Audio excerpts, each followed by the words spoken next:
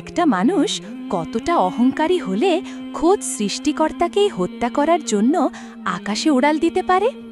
আজকের গল্প ইতিহাসের সেই সবচেয়ে দাম্ভিক মানুষটিকে নিয়ে, যে নিজের ক্ষমতাকে এতটাই বড় ভেবেছিল যে সে স্বয়ং আল্লাহর বিরুদ্ধে যুদ্ধ ঘোষণা করেছিল।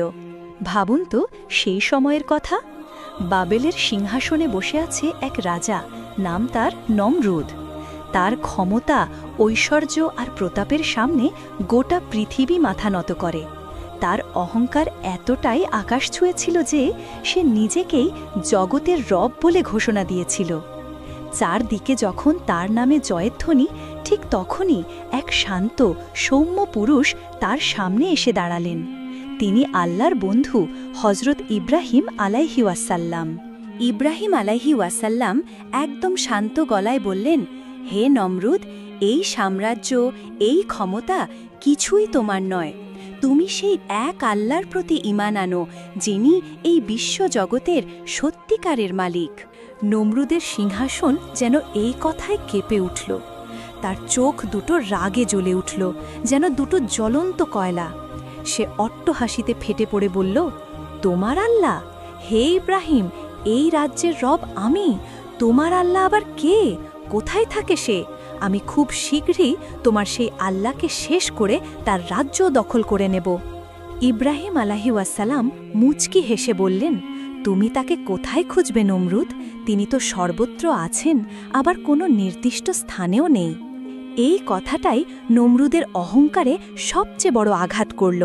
সে ঠিক করল আল্লাহকে খুঁজে বের করে হত্যা করবে, কিন্তু কিভাবে? ঠিক তখনই মানুষের রূপ ধরে তার সামনে এলো চিরশত্রু ইবলিশ। সে কানের কাছে ফিসফিস করে এক ভয়ঙ্কর বুদ্ধি দিল। বুদ্ধিটা শুনে নমরুদের চোখ চকচক করে উঠল। তার নির্দেশে রাজ্যের সবচেয়ে বড় আর শক্তিশালী 4টি শকুন ধরে আনা হলো। দিনের পর দিন তাদের রাজকীয় খাবার খাইয়ে এমন দৈত্যের মতো বানানো হলো যে তাদের ডানার ঝাপটায় ঝড় তৈরি হতো। এরপর বানানো হলো এক অদ্ভুত সিংহাসন, কাঠের এক চৌকি, যার 4 কোণায় বাঁধা হলো সেই শকুনগুলোকে। নমরুদ এক ভয়ঙ্কর পরিকল্পনা করল।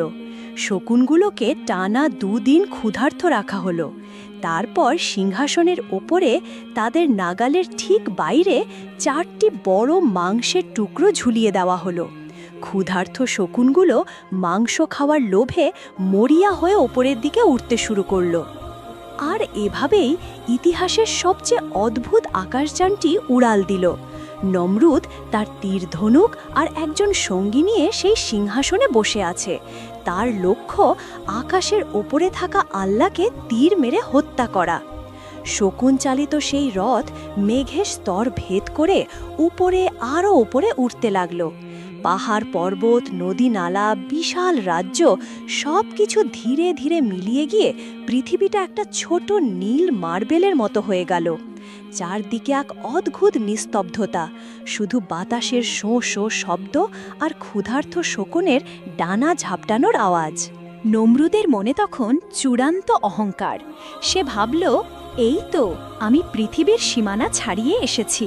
এখন ইব্রাহিমের আল্লাহর রাজত্ব আমার হাতের মুঠোয়।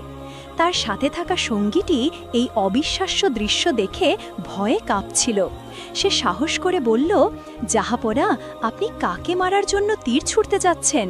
যিনি এই অসীম আকাশ আর এই বিশাল পৃথিবী বানিয়েছেন, তাকে কি সামান্য তীর দিয়ে ছোঁয়াও সম্ভব? কথাটা শোনা মাত্রই নমরুদের অহংকারে আগুন ধরে গেল। সে গর্জে উঠল, চুপ কর বেঈমান! তুইও কি ইব্রাহিমের ধর্মে বিশ্বাস করেছিস? এই বলে এক ধাক্কায় সে তার বিশ্বস্ত সঙ্গীটিকে সেই আকাশ থেকে নিচে ফেলে দিল। কিন্তু আল্লাহ তার বিশ্বাসী বান্দাকে রক্ষা করলেন। হজরত জিব্রাইল আলাইহিস সালাম আল্লাহর হুকুমে লোকটিকে পৃথিবীতে নিরাপদে নামিয়ে আনলেন। উপরে একা নমরুদ এবার তার ধনুকে তীর লাগালো। সে এমনভাবে সুতো বেঁধে তীর ছুড়ল যাতে বোঝা যায় তীরটা কোথায় গিয়ে লাগছে। সে সর্বশক্তি দিয়ে একের পর এক তীর ছুটতে লাগল সেই অসীম আকাশের দিকে। আল্লাহ তাআলা তখন জিব্রাইল আলাইহিস সালামকে বললেন, হে জিব্রাইল, আমি আমার সবচেয়ে বড় শত্রুকেও নিরাশ করি না। সে যা চায় তার একটা নিদর্শন তাকে দেখাও। আল্লাহর হুকুমে জিব্রাইল আলাইহি ওয়াসাল্লাম একটি মাছের রক্তে কয়েকটি তীর ডুবিয়ে নমরুদের কাছে ফেরত পাঠালেন। নমরুদ যখন দেখল তার ছোড়া তীর রক্তমাখা অবস্থায় ফিরে এসেছে, তখন সে উল্লাসে ফেটে পড়ল। সে চিৎকার করে বলল, দেখেছিস ইব্রাহিম, আমি তোমার আল্লাহকে হত্যা করেছি, এই দেখো তার রক্ত। তার মিশন সফল, এই ভেবে সে নিচে নামার প্রস্তুতি নিল। ইবলিশের শেখানো বুদ্ধিমতো মাংসের টুকরোগুলো এবার নিচে ঝুলিয়ে দেওয়া হলো, আর ক্ষুধার্ত শকুনগুলো সেই মাংসের লোভে পৃথিবীর দিকে নামতে শুরু করল। রাজদরবারে ফিরে এসে নমরুদ সেই রক্তমাখা তীর দেখিয়ে ইব্রাহিম আলাইহি ওয়াসাল্লামকে বলল, এই দেখো তোমার আল্লাহর পরিণতি, আমি তাকে শেষ করে এসেছি। ইব্রাহিম আলাইহি ওয়াসাল্লাম শান্তভাবে হাসলেন, সেই হাসিতে ছিল করুণা।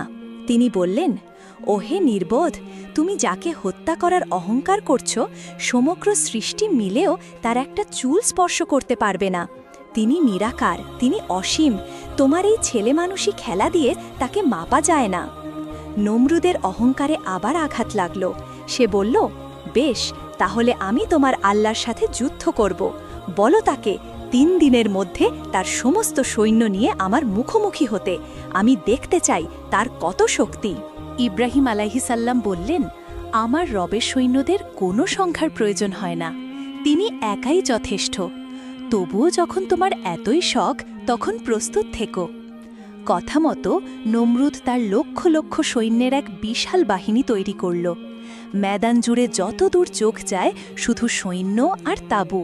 চারদিকে যুদ্ধের দামামা বাজছে। নমরুদের চোখে মুখে চূড়ান্ত ঔদ্ধত্য।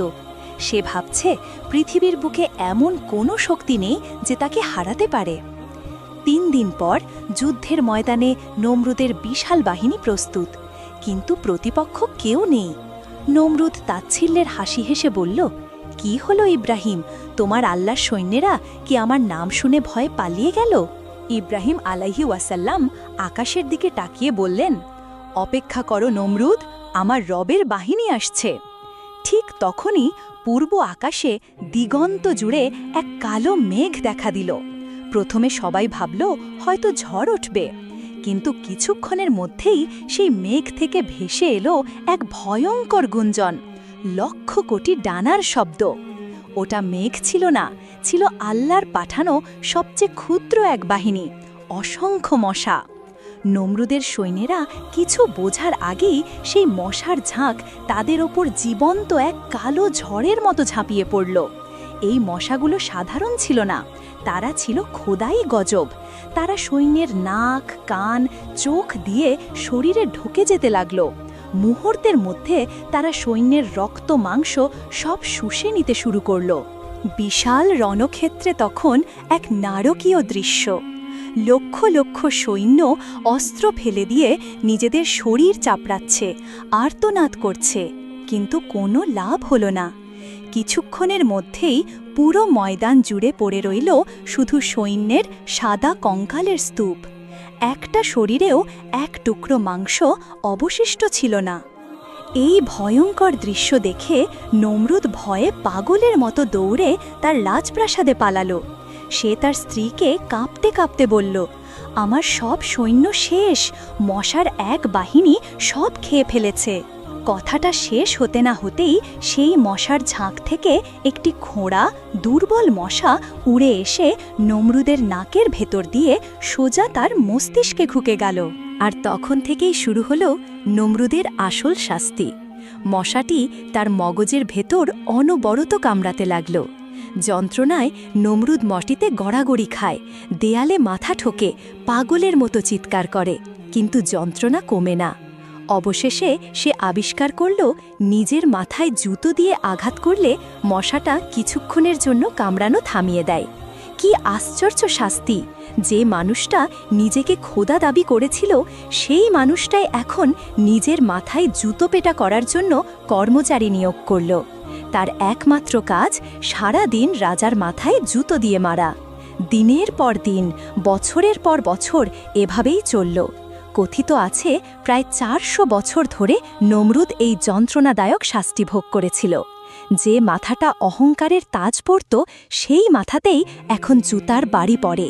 একদিন সেই কর্মচারীটি মারতে মারতে বিরক্ত হয়ে পুরো শক্তি দিয়ে নমরুদের মাথায় কাঠের জুতো দিয়ে এক আঘাত করল। আঘাতে নমরুদের মাথা ২ ভাগ হয়ে গেল। আর ঠিক তখনই সবাই অবাক হয়ে দেখল সেই ছোট্ট খোড়া মশাটি তার দ্বিখণ্ডিত মস্তিষ্ক থেকে শান্তভাবে উড়ে বেরিয়ে গেল। যে মানুষটা নিজেকে খোদা দাবি করেছিল তার শেষ আশ্রয় হল নিজেরই জুতার বাড়ি। ভাবুন তো অহংকারের পতন কতটা ভয়ঙ্কর আর শিক্ষণীয় হতে পারে। ক্ষমতা আর দম্ভ মানুষকে কতটা অন্ধ করে দিতে পারে।